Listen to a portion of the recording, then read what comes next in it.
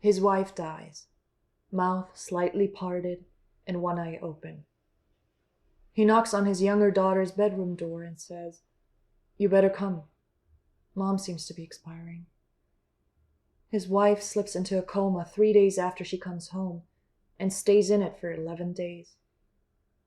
They have a little party second day she's home. Nova Scotia salmon, chocolates, a risotto he made, brie cheese, strawberries, champagne. An ambulette brings his wife home. She says to him, "Wheel me around the garden before I go to bed for the last time." His wife refuses the feeding tube the doctors want to put in her and insists she wants to die at home. She says, "I don't want any more life support medicines, fluid, or food." He calls 911 for the 4th time in 2 years and tells the dispatcher, "My wife, I'm sure she has pneumonia again." His wife has a trach put in. "When will it come out?" she says. And the doctor says, "To be honest, never." "Your wife has a very bad case of pneumonia," the doctor in ICU tells him, and his daughter's the 1st time, and has a 1 to 2% chance of surviving. His wife now uses a wheelchair. His wife now uses a motor cart.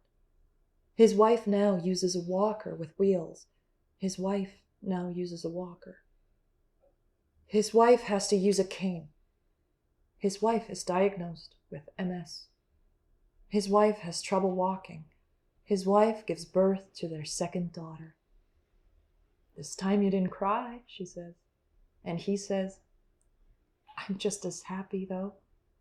His wife says to him, "Something seems wrong with my eyes." His wife gives birth to their daughter.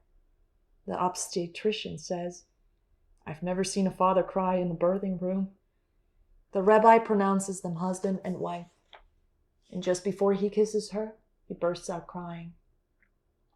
"Let's get married," he says to her. And she says, "It's all right with me." And he says, "It is," and starts crying. "What a reaction," she says. And he says, "I'm so happy, so happy." And she hugs him and says, "So am I." She calls and says, "How are you? Do you want to meet and talk?" She drops him off in front of his building and says, "It's just not working." They go to a restaurant on their first real date, and he says, "The reason I'm being so picky as to what to eat is that I'm a vegetarian. Something I was a little reluctant to tell you so soon." And she says, "Why? It's not peculiar. It just means we won't share our entrees except for the vegetables." He meets a woman at a party. They talk for a long time. She has to leave the party and go to a concert. He gets her phone number and says, "I'll call you." And she says, "I'd like that."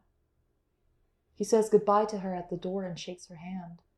After she leaves, he thinks, "That woman is going to be my wife."